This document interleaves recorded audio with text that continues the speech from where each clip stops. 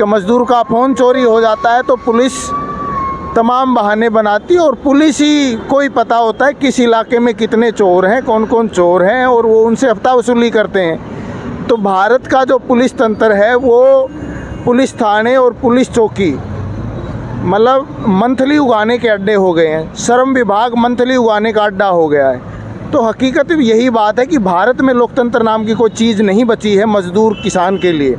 कोई श्रम कानून लागू नहीं है। भारत का संविधान इस इंडस्ट्रियल एरिया, ये तो भारत से बाहर है ऐसे लग रहा है, यहाँ कोई भी संविधान का कोई भी क्लोज लागू नहीं, कोई भी क्लोज। मज़दूर किसी मालिक को चाटा मार दे, उसकी कॉलर पकड़ ले तो मज़दूर को जेल में डाल देंगे, ये तो लागू है। लेकिन मज़दूर की पिटाई हो जाएगी, मज़दूर को सीवर में डाल दिया जाएगा, उसके लिए कोई क्लोज नहीं है यहाँ पे। जय हिंद साथियों, आज मैं बवाना औद्योगिक क्षेत्र में हूँ। जैसा कि आप देख रहे होंगे 5:30 बजे छुट्टी हुई मज़दूरों की और ये मज़दूर अपने घर के लिए निकल रहे हैं। और देख सकते हैं मेरे पीछे ये बोर्ड दिख रहा होगा आपको, 20 मई की हड़ताल को सफल बनाए इनकलाबी मज़दूर केंद्र।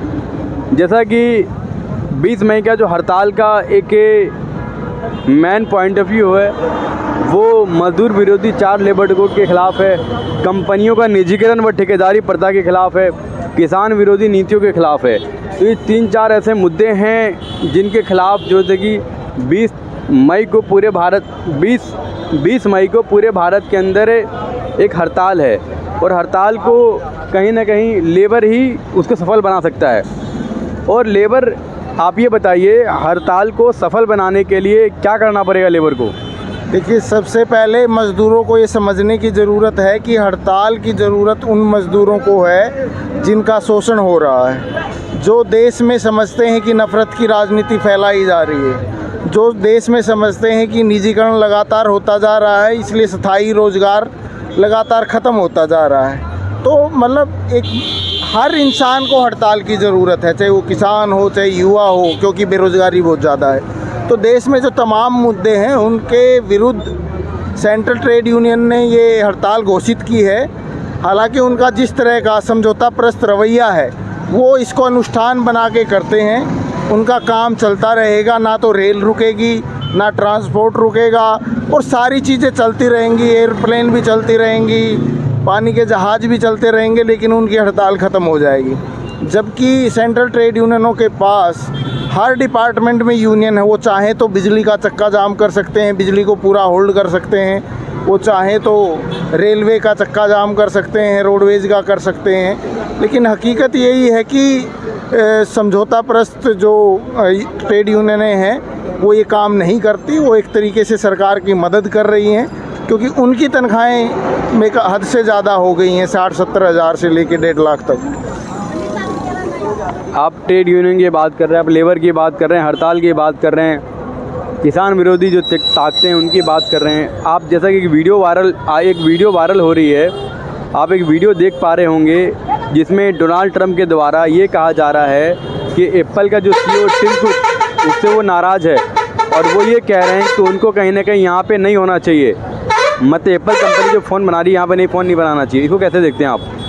देखिए, साम्राज्यवादी कंपनियां हैं, ये कोई यहाँ मतलब हमारे देश की उन्नति के लिए नहीं आई हैं, है ना। ये देश के संसाधनों को लूटती हैं। हमारे देश के अंदर जो बेरोज़गार नौजवान है वो बहुत सस्ता श्रम के तौर पर इनको प्रोवाइड करवाता है। वही एप्पल का कर्मचारी 3-4 लाख, 5 लाख, 10 लाख में पड़ेगा, वो यहाँ पे 30-40 हज़ार रुपये में वहाँ काम करेगा। तो सस्ते मज़दूर के चलते, सस्ते स्पेयर पार्ट के चलते तमाम कंपनियां गरीब देशों में, विकासशील देशों में इन्वेस्ट करती हैं। तो जो एप्पल कंपनी का वो कह रहा है, वो ट्रम्प की साफ नीति है कि वो मतलब वो अमेरिका में ले जाना चाहता है, लेकिन अमेरिका में जो मैन पावर है, जो मज़दूर है, वहाँ लेबर है, वो बहुत महंगा है, स्पेयर पार्ट महंगे हैं। इसलिए ट्रम्प जो बड़बड़ा रहा है, हकीकत में कंपनियां कहाँ इन्वेस्ट करेंगी? जहाँ कंपनियों को मुनाफा लगेगा। तो हकीकत ये है, वो ट्रम्प जो बोल रहा है, ट्रम्प के कहने से कंपनियां नहीं जाएंगी, कंपनियां अपना मुनाफा देखेंगी और मुनाफा देख के ही वो तीसरी दुनिया या विकासशील देशों में आ रही हैं। जैसा कि आप देख रहे होंगे, मैं आपसे ये जानना चाहता हूँ, बहुत से लेबर काम करके 8 घंटा 12 घंटा ड्यूटी करके वो अपना खून पसीना बहा करके फैक्ट्री मालिक को अपनी कमाई, फैक्ट्री के ठेकेदार को कमाई दे करके जा रहे हैं। लेकिन 20 तारीख के हड़ताल के लिए उनको कुछ कहा जा रहा है तो वो सुनना भी नहीं चाहते, वो पर्चा लेके चले जा रहे। इसको आप मज़दूरों को क्या करे शब्दों में क्या कुछ कहना चाहते हैं आप?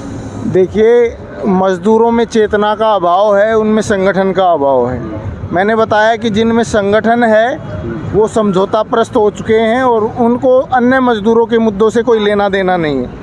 लेकिन जिन मज़दूरों का संगठन नहीं है उनकी हालात बड़ी दयनीय है। 6, 8, 10 हज़ार में यहाँ काम करवाया जा रहा है, कोई श्रम कानून लागू नहीं है। भारत का संविधान इस इंडस्ट्रियल एरिया, ये तो भारत से बाहर है ऐसे लग रहा है।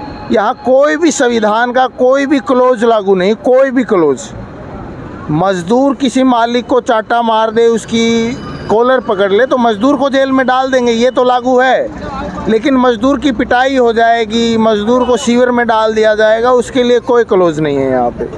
ठीक है, मज़दूर का फ़ोन चोरी हो जाता है तो पुलिस तमाम बहाने बनाती है और पुलिस ही कोई पता होता है किस इलाके में कितने चोर हैं, कौन कौन चोर हैं, और वो उनसे हफ्ता वसूली करते हैं। तो भारत का जो पुलिस तंत्र है वो पुलिस थाने और पुलिस चौकी मतलब मंथली उगाने के अड्डे हो गए हैं। श्रम विभाग मंथली उगाने का अड्डा हो गया है।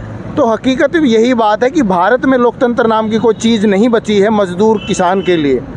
हाँ, अमीर आदमी के लिए जो सुप्रीम कोर्ट में लॉयर खड़ा कर सकता है उसके लिए है, और वो गिने चुने लोग हैं, 2-4% लोग हैं जो सुप्रीम कोर्ट में वकील खड़ा कर सकते हैं। एक मज़दूर तो एक जिला सत्र न्यायालय में वकील खड़ा नहीं कर पाता है, लेबर कोर्ट में वकील नहीं खड़ा कर पाता है, तो उसके लिए कोई न्याय नहीं। जय हिंद साथियों, जैसा कि आपने देखा, और ये मज़दूरों के साथ कहीं ना कहीं काम करते हैं रात से लेकर दिन तक, सुबह से लेकर शाम तक, और इन्होंने पूरी तरीके से बताया हड़ताल को लेकर के। और यहाँ के जो गरीब लोग हैं जो कहीं ना कहीं 8 घंटा काम, 12 घंटा काम कर रहे हैं और ये काम करने के बावजूद उनको पूरी सैलरी नहीं मिल रही है। तो इस तरह की घटना पूरे भारत में कहीं ना कहीं लगातार बढ़ती जा रही है, लगातार हो रही है। तो आप सभी से मैं यही निवेदन करना चाहूँगा, हमारे BNI भारत न्यूज़ को ज़्यादा सब्सक्राइब कर, लाइक और शेयर कीजिए। जय हिंद, जय भारत।